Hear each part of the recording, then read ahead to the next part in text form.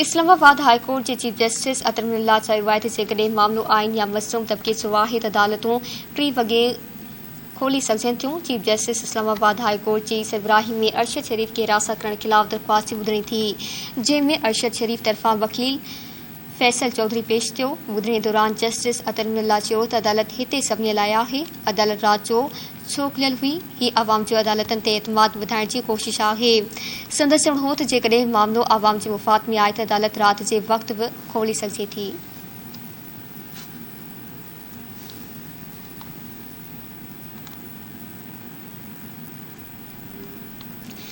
Election commission senate चूंड दौरान video scandal case में यूसुफ रज़ा गिलानी जी नाअहलियत बाबति लाइ पीटीआई जी दरख़्वास्त ख़ारिज करे छॾी।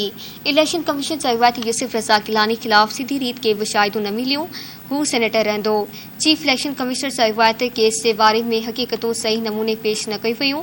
केस जूं 20 ॿुधणियूं थियूं आहिनि, 12 भेरा मुलतवी करण जी दरख़्वास्त कई वई। चीफ इलेक्शन कमिश्नर मूजिब केस जो फ़ैसिलो 1 महीनो बि महफ़ूज़ न रहियो। इलेक्शन कमीशन अली हैदर गिलानी, फ़हीम खान ऐं कैप्टन जमील ख़िलाफ़ करप्ट प्रैक्टिसिस तहत कार्रवाई करण जो हुक्म ॾेई छॾियो। अली हैदर गिलानी ख़िलाफ़ करप्ट प्रैक्टिसिस जो केस दाख़िल करण जो हुक्म ॾेई छॾियो।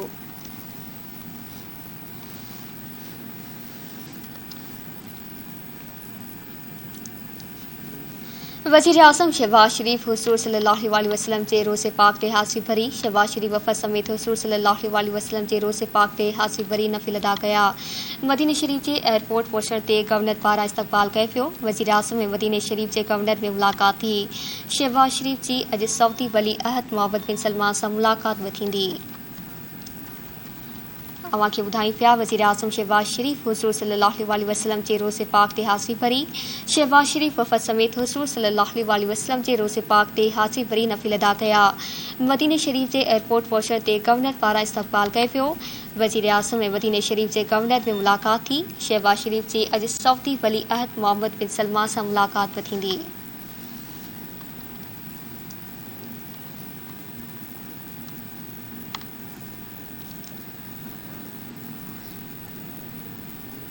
मस्जिद नबी सल्लल्लाहु अलैहि वसल्लम में नारेबाज़ी ते वफ़ाक़ी वज़ीर मरियम रग़ज़ेब जो रद्द अमल साम्हूं आयो आहे। मरियम रग़ज़ेब चयो आहे त कुझु मख़सूस माण्हू मस्जिद नबी सल्लल्लाहु अलैहि वसल्लम जो तक़दुस पामाल कयो। हुन चयो त हू उन शख़्स जो नालो पाक ज़मीन ते वठी सियासत लाइ इस्तेमालु नथी करणु चाहे।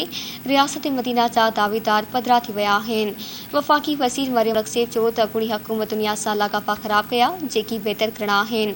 मरियम रग़ज़ेब चयो त सऊदी अरब सां नई दौर जी शुरूआत थी रही आहे, समूरनि शोबनि में सहकार वधंदो।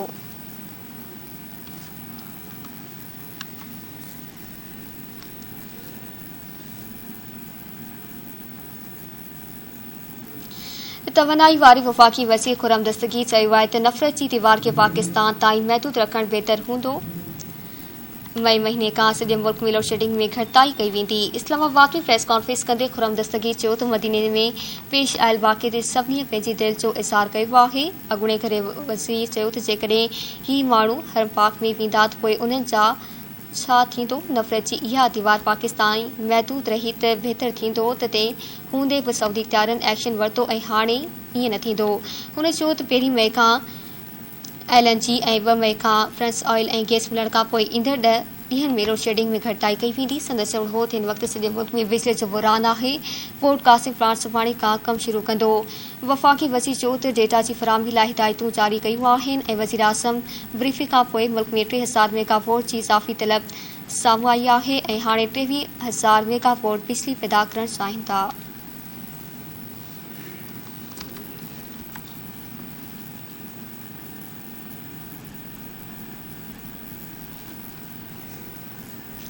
अॻूणे तवनाई वारे वज़ीर हमाद असर मुल्क में जारी लोड शेडिंग सबबि हुकूमत ते तनक़ीद कंदे चयो आहे त हाणोकी इंपोर्टेड हुकूमत जी ग़लति पॉलिसी सबबि बहिरान जनम वरितो आहे। समाजी राब्तनि वारी वेबसाइट ते ट्विटर में जारी कयल बयान में हमाद असर चयो त मुल्क में लोड शेडिंग दरामदी हुकूमत जे ग़लति फ़ैसिले सबबि थी आहे। हुन चयो त नून लीग जा LNG माइदा डिफॉल्ट थिया। फ्रांस ऑयल ते समूरा बार विझण सां स्टॉक पर ख़त्म थी वियो। जेकॾहिं सही हुकूमत अमली इख़्तियार कई वञे हा त लोड शेडिंग न थिए हा। हमाद असर चयो त ईद जे मौक़लनि जे करे सनअतनि जी लोड शेडिंग घटि थी आहे। संदसि चवणु हो त PTI जी हुकूमत दौर में अहिड़ी लोड शेडिंग करे बि न थी हुई।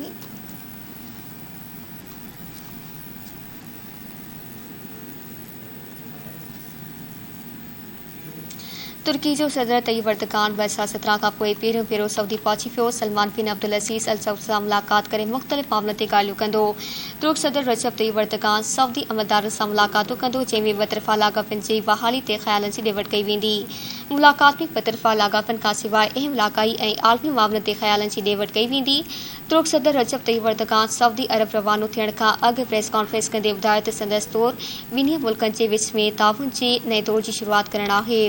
हुन चयो त ॿिन्ही मुल्कनि जे विच में सियासत, दिफ़ा, मईशत ऐं सक़ाफ़त समेत समूरनि शोबनि में लाॻापनि खे हथी वठाइण जे नएं दौर जी शुरूआत करण जी कोशिश कई वेंदी।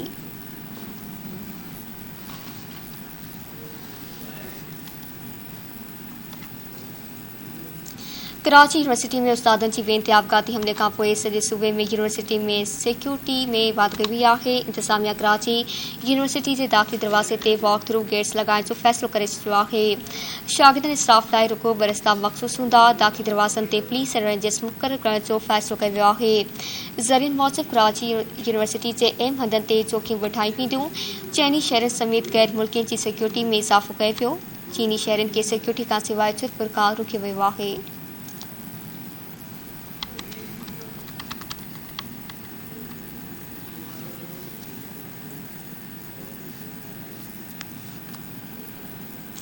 गडियल क़ौमनि जी सलामती काउंसिल कराची में दहशतगर्द हमले जी मसम्मत कंदे चयो आहे त रियासतूं दहशतगर्दी जे ख़ात्मे लाइ जुगा क़दम खणनि। सलामती काउंसिल हर क़िस्म जी दहशतगर्दी खे आलमी अमन लाइ ख़तरो करार ॾिनो। गडियल क़ौमनि जी सलामती काउंसिल रियासतनि खे हिदायत कई त दहशतगर्दी ख़िलाफ़ मुअसर क़दम खयां वञनि। गडियल क़ौमनि जी सलामती काउंसिल पाकिस्तान ऐं चीन जी हुकूमतनि सां दिली हमदर्दी ऐं तासीर जो इज़हार कंदे ज़ख़्मी जी जल्द सिहतयाबी जी दुआ कई।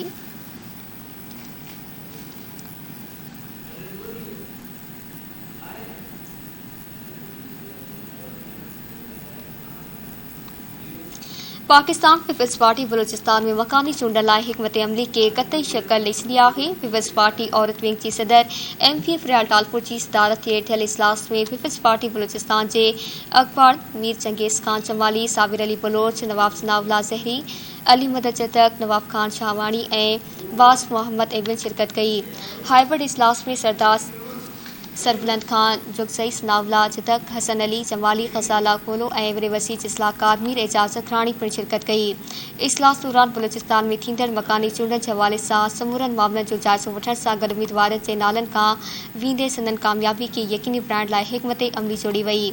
उन मौक़े ते PP लेडीज़ विंग जी सदर MPF रियाल टालपुर जो चवणु हो त अवामी लॉन्ग में भरपूर शिरकत वसीले बलूचिस्तान जे अवाम पंहिंजो फ़ैसिलो ॿुधाए छॾियो आहे। संदसि चवणु हो त बलूचिस्तान जे मकानी चूंडनि में पीपल्स पार्टी जी कामयाबी यकीनी आहे। फ़िलहाल टालपुर वधीक चयो त ज़ालनि खे इहो यकीनी बणाइणो पवंदो त को उन्हनि जे खटियल चूंडूं चोरी न करे सघे। संदसि चवणु हो त पीपल्स पार्टी पंहिंजे चेयरमैन बिलावल भुट्टो ज़रदारी जी क़यादत ऐं अॻूणी सदर आसिफ अली ज़रदारी जे आगाज़ हक़ूक़ बलूचिस्तान जे मिशन खे अंजाम ताईं पहुचाईंदी।